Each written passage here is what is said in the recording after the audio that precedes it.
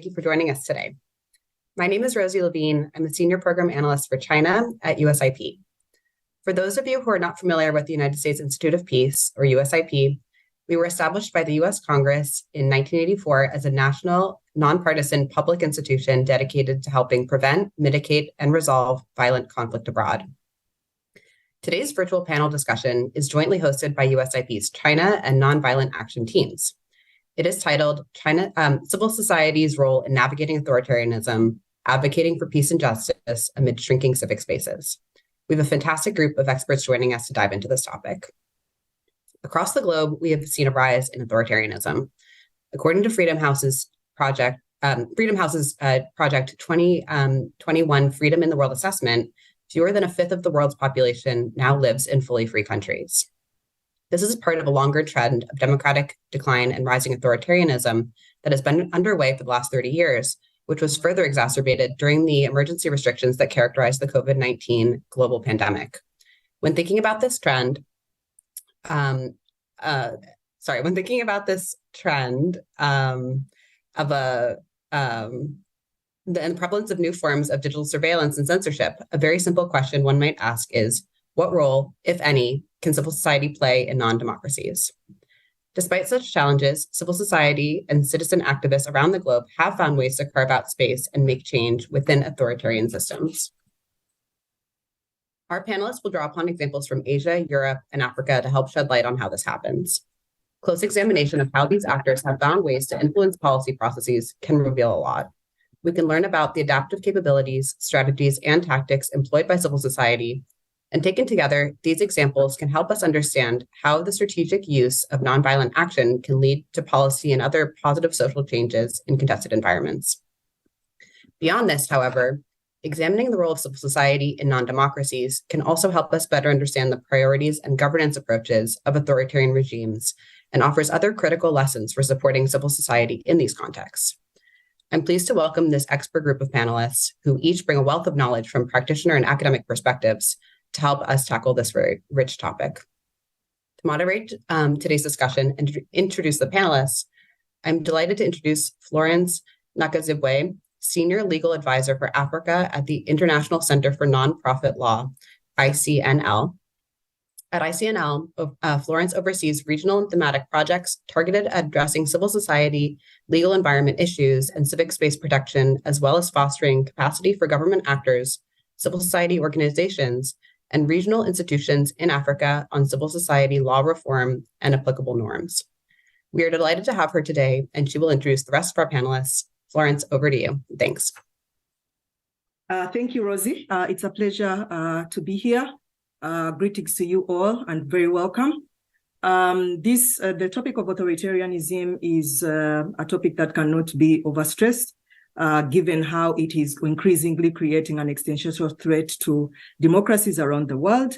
In the current era, it's estimated that 70% of the global population lives under authoritarian political regimes. And it is also projected that if the decline in democracy continues at the present scale, less than 5% of the world's population will live in a full democracy by 2026. So really, this is issues around, threats and how worrying they are when it comes to civil society space and all other actors living in such political context.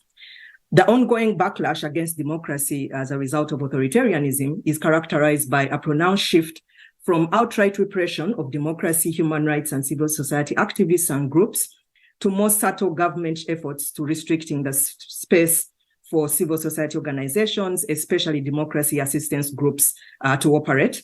Too many regimes now are employing a standard forms of repression, coming from including activist imprisonment and organizational harassment to disappearances and executions. These trends are causing tremendous consequences for different key groups, including civil society organizations, opposition groups, and activists who are being targeted as a result of legal repression and threats. Authorities are again using a lot of securitization measures to really silence, to harass and censor civil society groups, to crack down on their operations, and really undermine civic activism. Authoritarian political contexts are also very prone to weakening democratic oversight by independent institutions, including courts, national human rights institutions, and legislative bodies that have a mandate to check the excesses in the use of executive powers and ensuring accountability. Now, while these trends are worrying, it's very important for us to think about the strategic and integral role that civil society and other stakeholders play in pushing back against these trends, in countering the power dynamics and shaping the governance trajectory in this political context.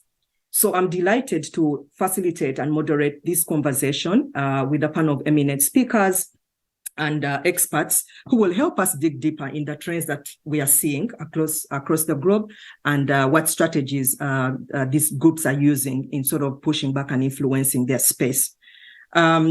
With us to delve into this topic, we have a panel of three. I'll start off with the first panelist, Ms. Jessica Titz, who is a professor at Middlebury College in Vermont and Templeton Asia Program Fellow at the Foreign Policy Research Institute. She has done research that focuses on governance in authoritarian regime and especially the role of civic participation. Most importantly, today she'll be telling us about the book that she has recently authored, themed Lobbying the Autocrat, the Dynamics of Policy Advocacy in Non-Democracy. Secondly, we also have panelist Sophia Young, who is an honorary research fellow at the University College London's Anthropology Department, who is also doing research that focuses on social activism and citizenship and the political economy of development. He also has authored a book entitled Strategies of Authoritarian Survival and Dissensus in Southeast Asia, which was published in 2021. And then last but not least, we'll also hear from Ivan Marovic, who is an organizer and software developer and social innovator from Belgrade, Serbia. He was previously one of the leaders of the Otpo youth movement, which played a critical role in the downfall of Slobodan Milosevic in 2000. He has spent several years as a leading educator in the field of strategic nonviolent action in developing learning programs on civil resistance and movement building. So with that, I would want to invite Professor Jessica to start us off to share her findings on this topic on her book. Over to you, Jessica.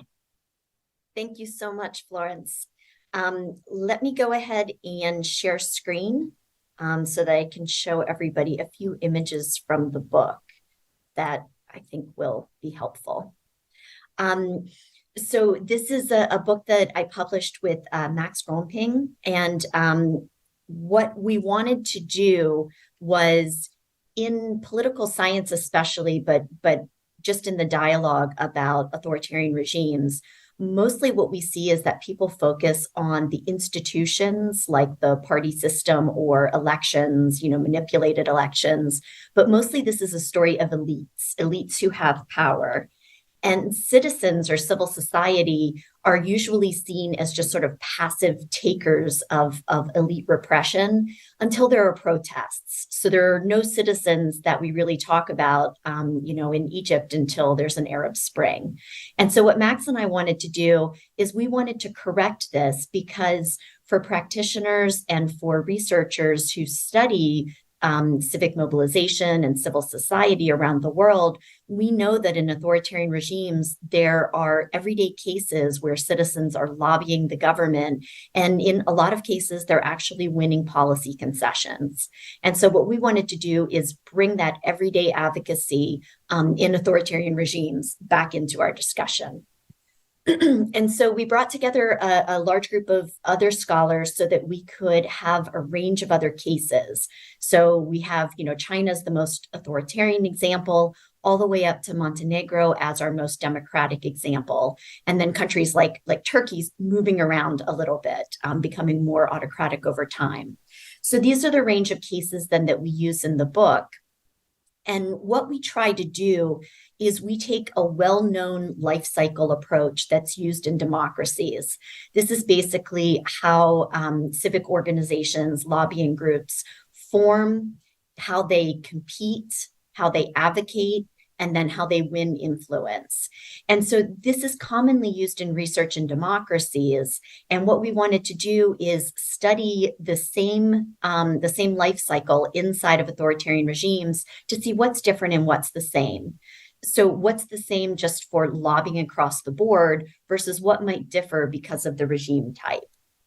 And so what we found in the first stage, this is where we're looking at a group of citizens who want to come together and they want to form some sort of lobbying organization.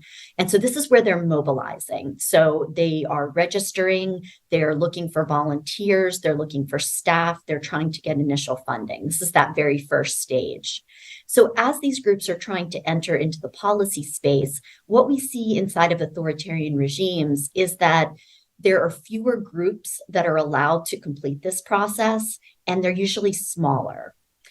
We also see that there are a lot of policy areas that are just no-go issues. These are too sensitive and groups are not allowed to form. So that's what we see inside of authoritarian regimes. But then in both democracies and authoritarian regimes, we see that groups that focus on things like technical information that the regime needs to know, that these groups are welcomed. Whether it's a dictator or a democrat. We also see that there's less mobilization in emergent policy areas, and this is just the same across regime types. Now, in the second stage, once these groups have formed, they enter into an ecosystem. This is where other advocacy groups are active.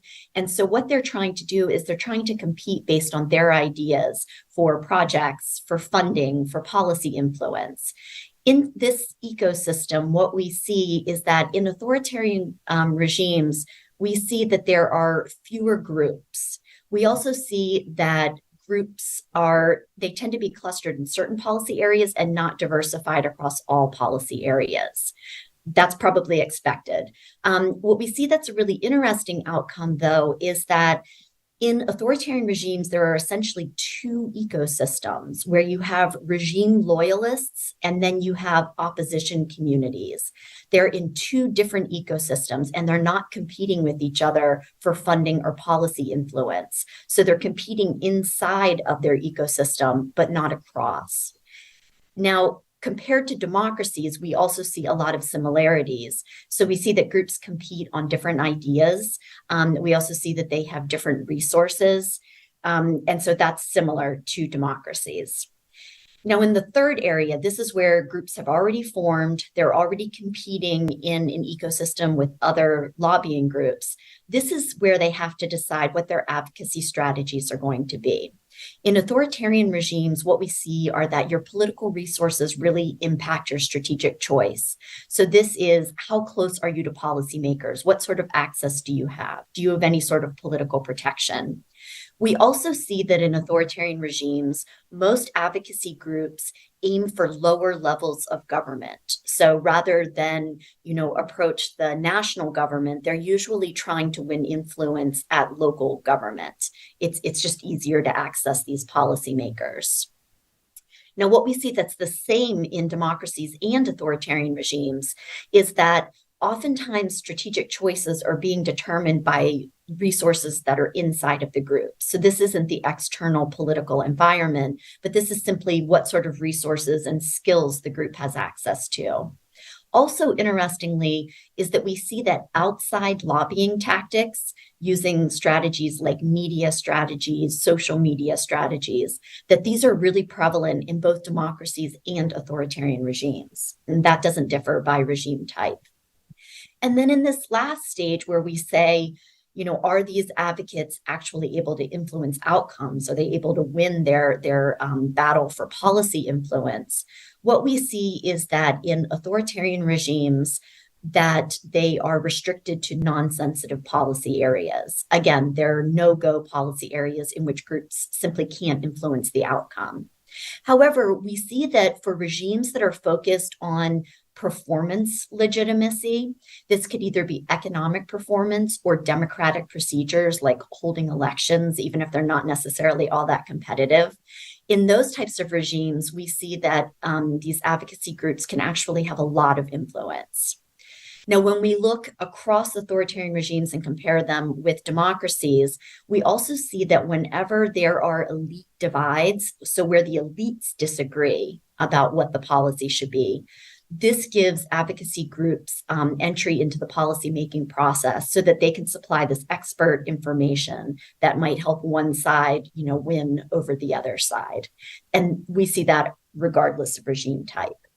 So when we look at the life cycle, then these are some of the differences and similarities we see between authoritarian regimes and democracies. And so what this seems to boil down to is that in those earlier stages of the life cycle where groups are just trying to form, they're trying to register, they're trying to get volunteers, and when they start to enter into an ecosystem where they have to compete with other organizations for funding and policy influence, this is where authoritarian regimes are the most restrictive. This is where they differ from democracies. So we see that authoritarian regimes really put most of their repression resources on these early stages of group development. In later stages, so once the groups have already formed and they're already competing for funding and policy influence, we see that when it comes to the strategies that they pick and the outcomes that they have, whether they're successful or not, we don't see a lot of differences between authoritarian regimes and democracies. And so this led us then to think about, can we build a theory for how groups can lobby autocrats? And the model that we came up with has 3 different areas. And this is for groups to think about, but also for researchers who study these groups to think about. And one is simply access to policy making. So in authoritarian regimes, the size of the people who make policy are usually much smaller. And oftentimes they are not distributed evenly across the political regime, but might be concentrated in one branch or the other. So you might have a really strong executive and a really weak legislature, right? So these are important things to understand. The other is the demand for information. So for policy relevant information, how available is that information to autocrats? Is there anything like a free press or a semi-free press that they can get information from, or do they need this information from advocacy groups? And then the last part is social control. And so this is understanding what the repertoire for repression is across the regimes. As Florence talked about, this is a really wide repertoire, all the way from receiving a visit from police services, all the way up to being jailed for advocacy work. So knowing what that repertoire is and where those red lines are can lead to an adaptive lobbyist. And these are the lobbyists in our study that we saw were able to work in these really challenging conditions and be successful. And so I'll go ahead and stop here and turn over to Sophia so that we can hear more about these specific cases. But I wanted to point out that University of Michigan Press has made our book open access. And so people can read the different chapters and the theory for free, which is great. So I'll go ahead and stop here. Thank you.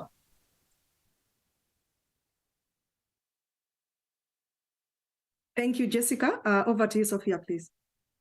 Thank you, Jessica and Florence. So I'll bring a case study on Cambodia that I have a chapters within the book as well. So these chapters I discuss about the transnational advocacy network, that one of the influential concept that many advocacy group or civil society organizations have been using and referring to as a strategic point in order to influence policies making and also the outcome of movement in different developing country and also developed country as well.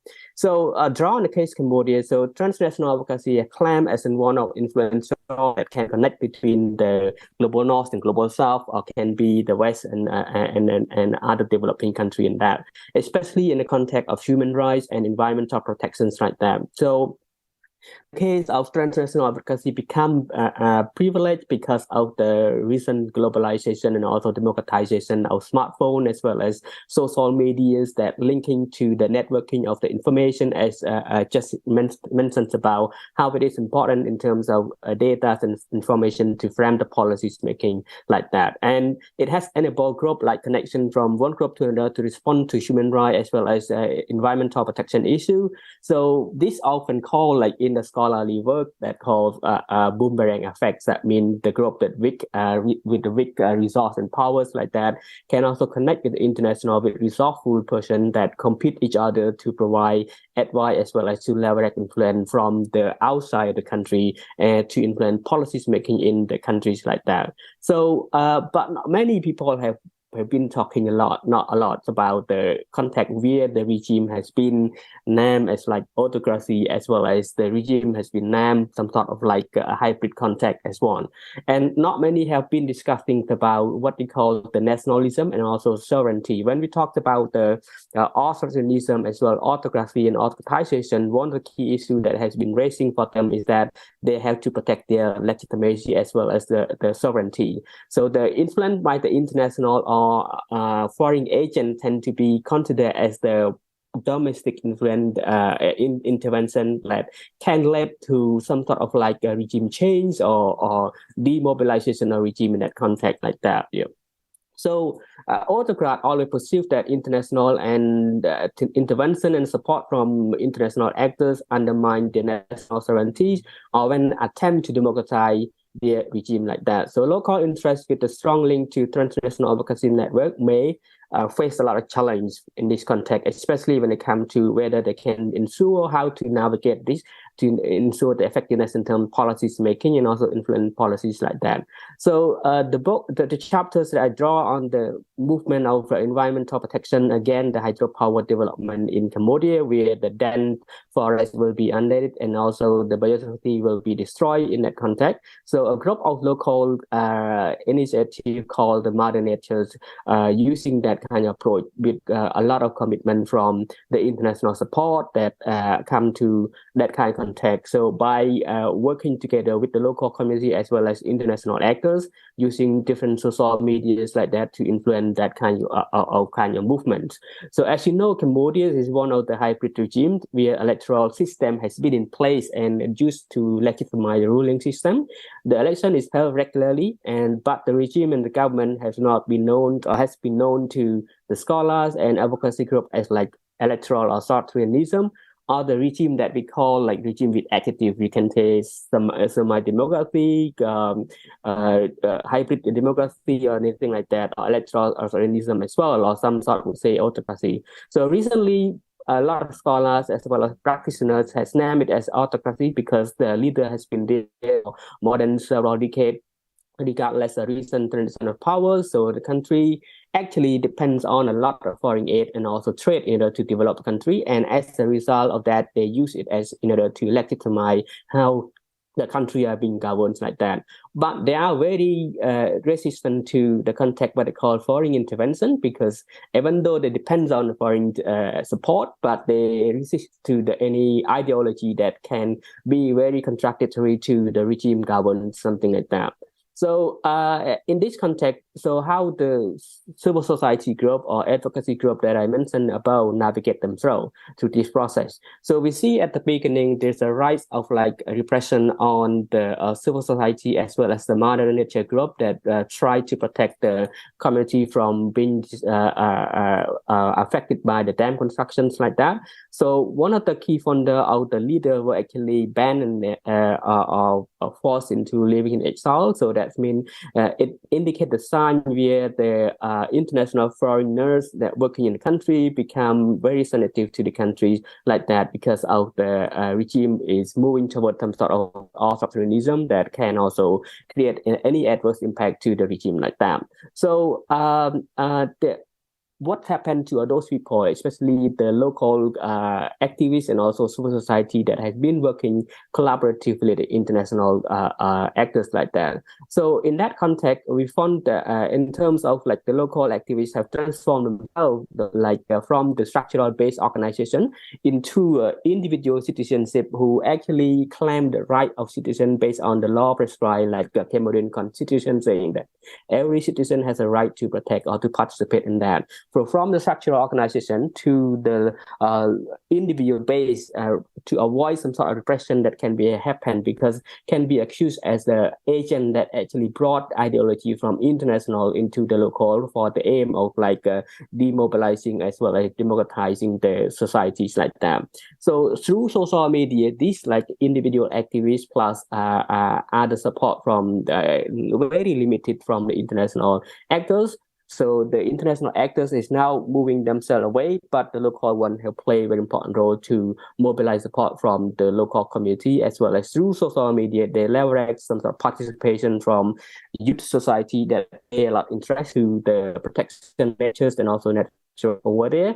And it become what they call is the national interest. So that here the key of the national interest and also the sovereignty. And then the local community would claim, and also local activists would claim that this is not the matter of international agent that actually infiltrate any other foreign intervention in the country, but it is an initiative that created by the local community plus the national interest to protect. So the Australian government here is the case where they can also link to their political legitimacy as well. So they take action in that process and also provide very decisive approach to stop building the dam in that case area. So in this context, so we see that there is a delocalization process from the international to the local process, from the structural organization to individual organization like that give them some sort of like leverage to influence the policy. So to conclude, I would say that to remain engaged and active, advocacy groups have to decentralize themselves from organizational base to the unstructured mass participation movement of citizens and youth. And they have done so not only to survive and also to avoid repression measures from the ruling regimes, and also to reframe the advocacy strategy in line what we call like sovereignties and also the national interest. So when it comes to national interest, so that means the regime will pay more attention and the repression will be reduced a little bit, but it's still there. But at least they can achieve their result by leveraging that kind of influence. But to bear in mind that social media has been playing a very important role in the country where a lot of people have been using like media as part like that. So social media will provide some sort of leverage to attract more participation from the mass citizen like that. So this can be considered as a homegrown strategy to ensure that all participants are paying attention to the context and reframe the issue to the national interest. So in this, I would say that there's a form of shifting strategy from one place to another strategy to another strategy to navigate through different kind of mechanisms to ensure that they remain engaged and they can also influence the policies. Thank you. Thank you very much, Sophia, for sharing that experience from Cambodia. I'll now move on to Ivan to share his reactions to this topic. Yes, thank you, Florence. I think this is fascinating. I actually have to say that, like, I'm really glad that we are here painting the picture of autocracies that is very different from, focusing on repression, top-down, firm control, which is something that is in the news, in the media, that is our perception, but is also the picture that autocrats themselves would like to paint. However, if we do any kind of analysis of any autocracy, we can see that there is a elite competition within the elite circles, and different factions exist there. So it's much more dynamic situation than, it's kind of hidden from the public, but it's still there. And in those competitions, unlike democracies where elites have to go back to the people every now and then and ask them, like, who do you like more? In autocracies, the autocrat himself plays the role of an arbiter between those elites.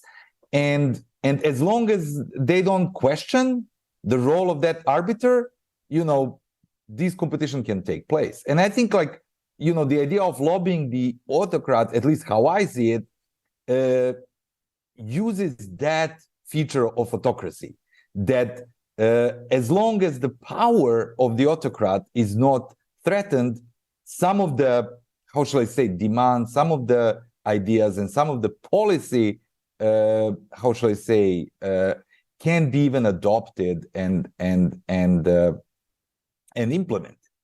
However, here is where I would put the caveat, is that every little victory for civil society is potentially the power in the grassroots, because the success breeds more demand for more representation and more, and this is where the danger lies, I think, for this. And I think that, like, every autocrat who feels that their power might be, even if it's not intentional, might be threatened because of the growing capabilities and growing capacity of the civil society, will resort to the crackdown. And we've seen that many times, where movements who started as social movements, who had to deal with particular issues bothering communities, ended up being politicized, because fighting for a particular issue is always, at least in potentia, fighting for political power, or at least limiting the existing political power. But I think this is actually really great for activists to know that this is something that can be done, and these are the, how shall I say, potential risks to advocacy within authoritarianism. And I'm really happy that this is clear in your book. Thank you very much, Ivan, and for all your reflections in sort of looking at the opportunities that we can consider in terms of the power of the grassroots movement in countering some of the challenges that we see. I'll go back to Professor Jessica in reaction to sort of the trends that you have seen and the challenges that are being posed to civil society within this political context. Where do you see is a more constructive and preventive approach that civil society should take in sort of addressing these challenges and to really sustainably influence and shape policy spaces?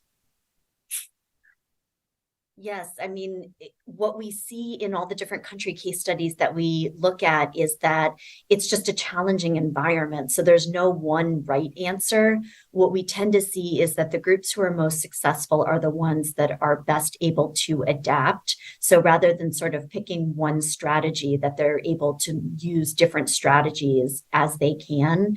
And, there are always balancing acts. So Ivan was talking about some of these. If you get too close to one particular group of elites and their position, that can help you get access, but that can also then lead to later repression by the other group of elite.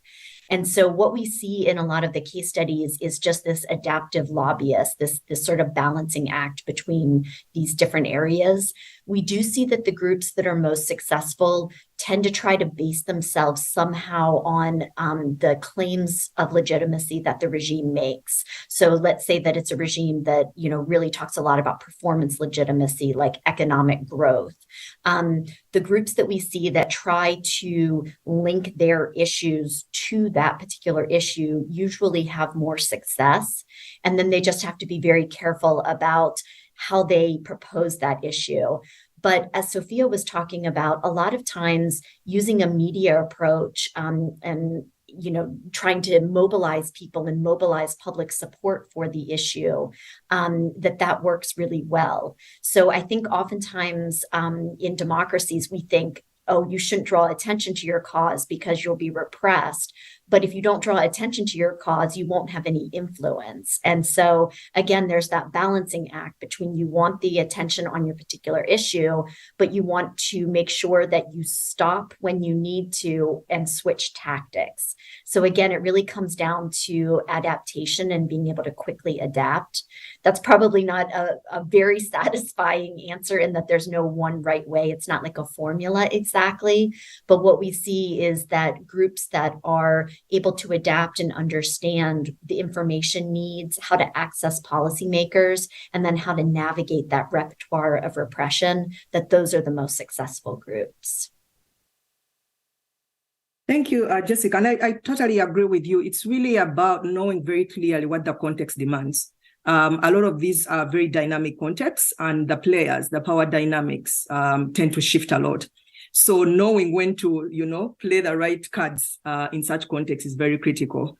And also going back to Sophia, maybe looking at the strategies that you have shared that civil society are deploying. Obviously, we are seeing some successes in Cambodia with the environmental advocacy groups. But where do you see are these actions falling short?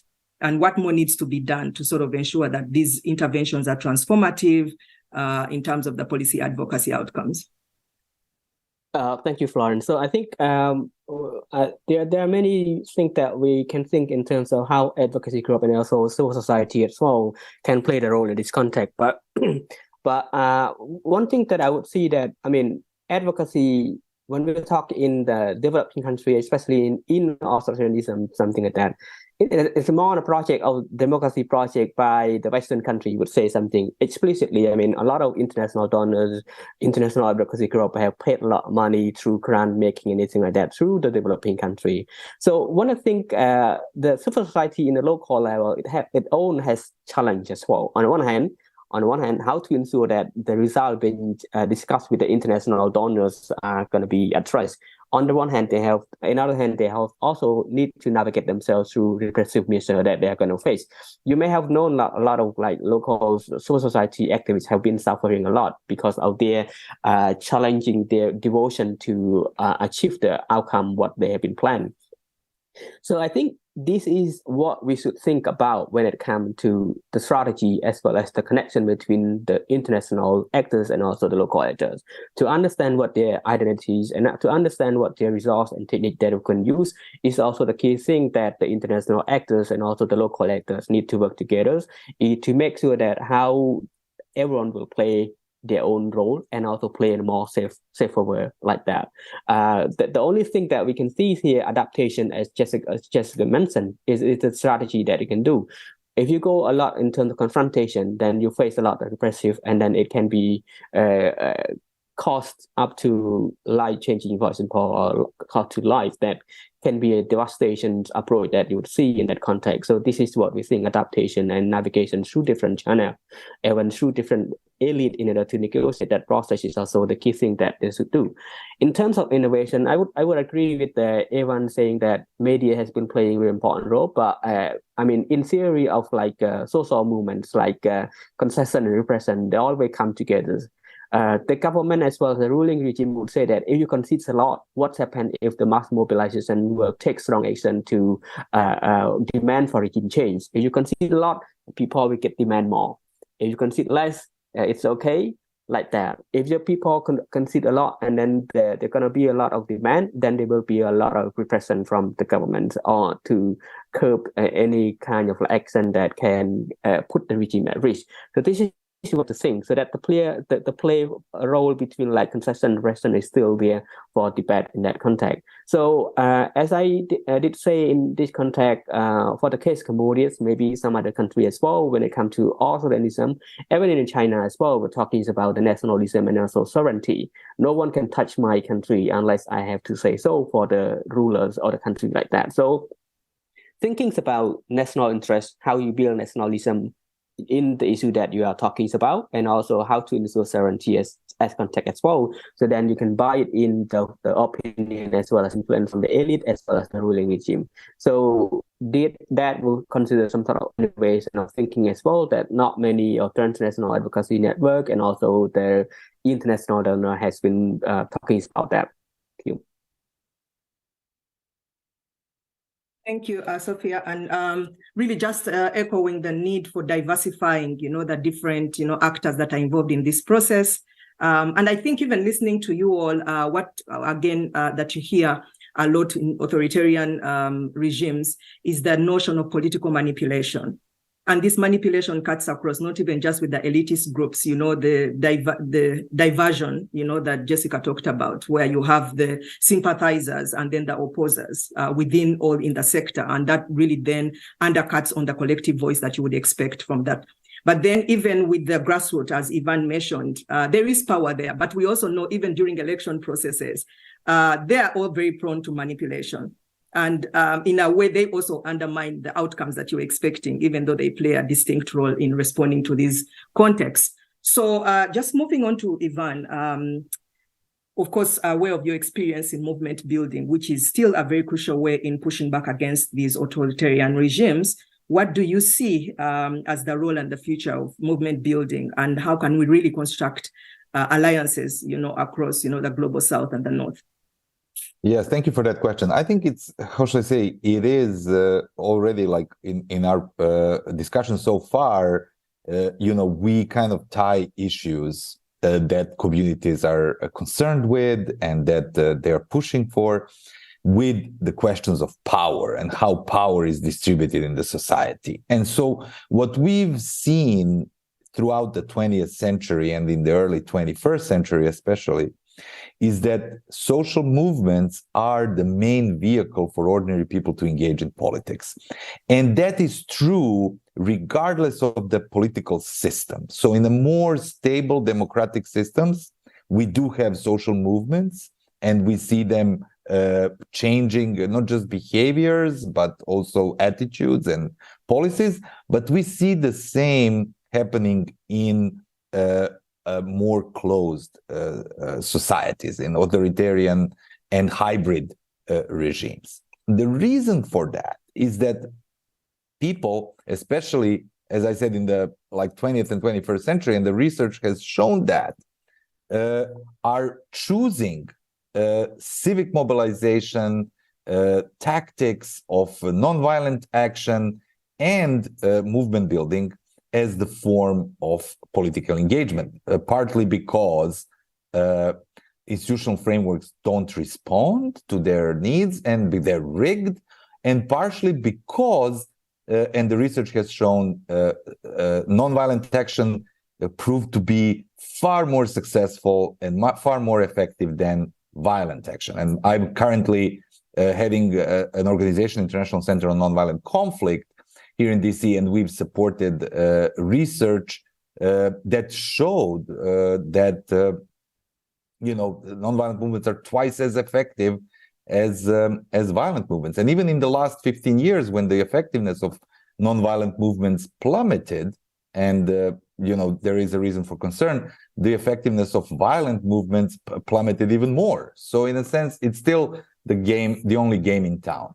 So in a sense, for conflict transformation, when we think about institutions that are not functioning, that are not responding to people's demands, and on the other hand, violent conflict and suffering that it brings, when we compare these two, nonviolent, broad-based movements are still shown as the alternative between these two extremes, and people keep choosing this alternative as probably the most viable one.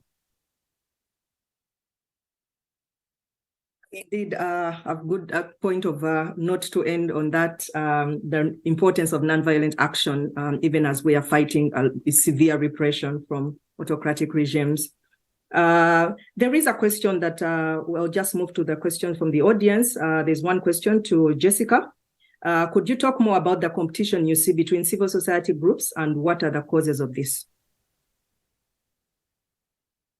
So these civil society groups, when they're trying to change policy, they're oftentimes competing with each other. So for example, even if you pick a policy as easy as waste reduction, right? When we look at groups in China who are working in this space, they have different ideas about what the right solution should be. So some want to incinerate waste, others want to, deal with waste with more recycling. And so the groups are then competing with each other to get access to policymakers to promote their solution, their preferred solution. So this is the kind of competition that we see. And then there's also competition over funding. So there are only so many sources of funding, and groups need to get funding in order to run their projects. So they're trying to secure funding as well as a receptive audience among policymakers. And this is where they're usually having sort of a competition of ideas or a marketplace of ideas. And they're trying to convince policymakers that their solution is the best.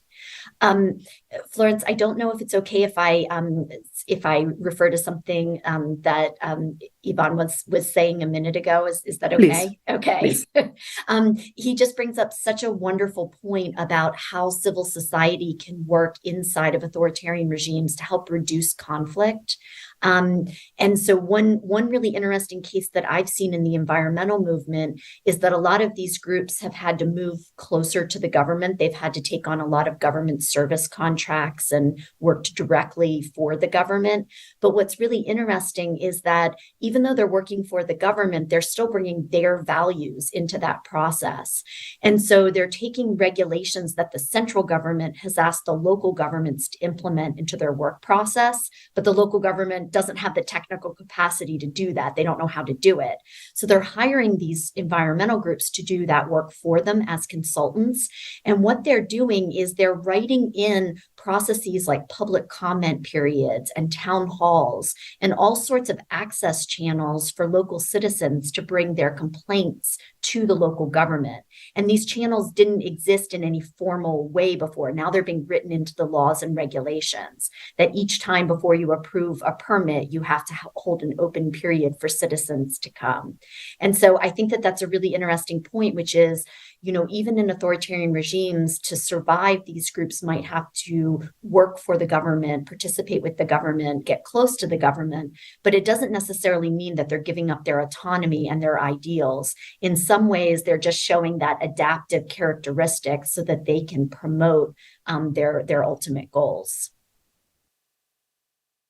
Thanks, Professor Jessica, for that. And I guess really very important, technical expertise is very key to sort of support where there are weaknesses in institutions. The challenge, of course, is maintaining the integrity, because certain times, the lines are blurred, and you find that, there are compromises, to fit within the political system. So how do you protect the legitimacy of such, civil society who are sort of providing that service and support? There is another question. Are there any cases of authoritarian regimes working together with civil society actors? I feel like I've already touched on this, to advance democratic reforms or other positive societal changes. And maybe, I don't know if Sophia or Ivan want to add to that. Any cases where, regimes are working with civil society to advance democratic reforms or other positive societal changes? Where are we seeing this? Sophia. Yeah, I would see that there are many cases around Southeast Asia and also particularly in Cambodia as well, that they have brought in a number of ideas from different other civil society to work together. As you can see from, from the perspective of international donor as well as international advocacy group as well, they would ask that, do you have any channel that we can work with the political elite in order to influence certain policies? So some of the NGO and also advocacy group, when they apply for grant, they would say so that because they have built a lot good network with the government, with the Ministry of Environment, with the Department of Local Administration, something like that, to ensure that there is a local reform for democratization and also local participation. So this is like the cooperative process that we can see, and a number of this has been like that, because as I mentioned before, most of developing countries rely a lot of aid and trade from the other country as well. They cannot just isolate themselves, because they are not quite a communist country that need to isolate themselves, similar to North Korea, for example. So there's some sort of overlapping between different other aspects, so they can work together to a certain degree, lobbying within from inside like that. And that's why some organizations or advocacy group will say that I'll do just outside one without compromising my autonomy as well identity, while the others will using different approach. They lobbying from inside, because they can get access to the policies and information, and also influence the elite within the inside to get to the point that they want. Yeah. If I can add to that, I think, history tells us that like smart authoritarians do engage in negotiations, and they actually plan a transition so they can still preserve a lot of influence and power. So if we compare, for instance, 1989, two neighboring countries, Hungary and Romania, in Hungary, when they realized that the movement is growing and that how should I say, it's going to be very difficult to preserve power, the Hungarian authorities entered very early in negotiations and organized a series of roundtables and actually had a managed transition, while in neighboring Romania, then President Ceausescu refused to do that. And the result of those two transitions is very different. And I think, we can find a lot of examples where elites who used to preside over authoritarian countries actually traded their political power for economic power, and they managed to maintain their, how should I say, influence in the new democracy, just shifting away from political monopoly towards more economic power. And so, there are many cases of that. Thank you. And Professor Jessica, did you want to highlight some more examples? Yes, so we have a lot of really great examples in the book. One of the chapters is on Turkey, and the author looks at women's assemblies, so groups that are trying to have more protection of women's rights. And what's really interesting about that chapter is that authoritarian regimes are not monolithic. So just because you have certain ideas in one part of the government, it doesn't mean that that's equally shared. And so what this chapter finds is that at the city level, there's actually been a lot of responsiveness for forming these local assemblies or women's councils. And so in 25 different cities in Turkey, they were able to form these organizations to advocate for women's rights. And so again, when we talk about these adaptive lobbyists, sometimes trying to figure out where those cracks are in the regime and where there are differences of opinion actually create openings for advocacy. Thanks for that. And I think at the heart of this, of course, are the security risks and how to navigate. What role is there for engaging with security mechanisms? Because that those are the sources of the threats that we see. There's also a question, and feel free to respond also. How do civil society groups avoid being influenced by their foreign donors and maintain autonomy over their agenda? There is also another question, which is to Professor Jessica. Have you also looked at the case of Saudi Arabia, where activists have to be very careful with their advocacy in order not to steal MBS's thunder regarding social innovations and reforms? So whoever is ready can tackle those.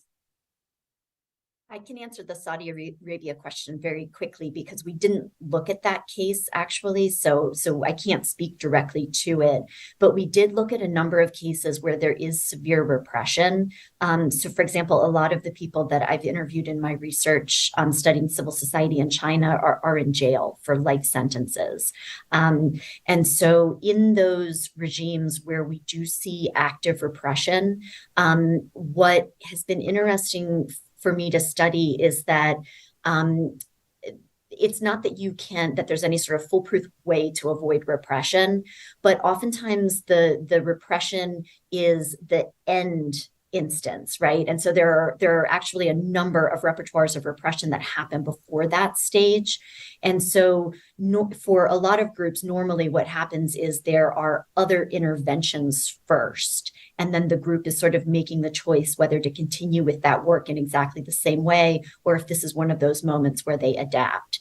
And so a lot of the successful cases that I study have managed to avoid repression simply by coming at the issue a different way, using a different tactic, or stopping for a period of time and then restarting again later when political conditions change.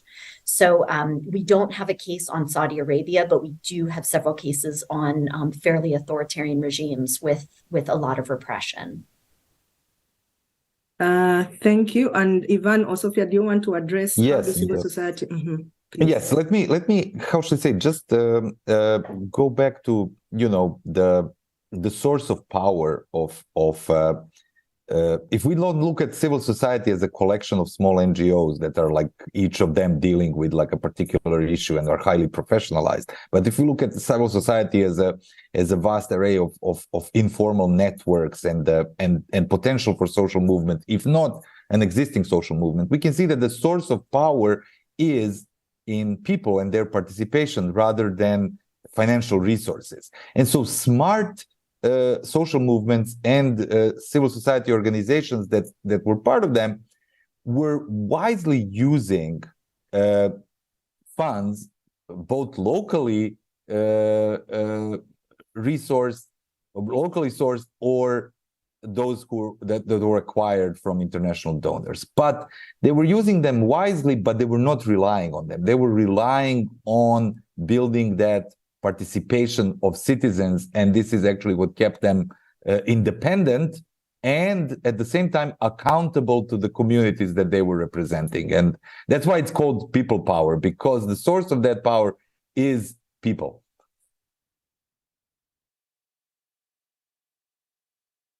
Thank you. Please, Sophia, take the floor.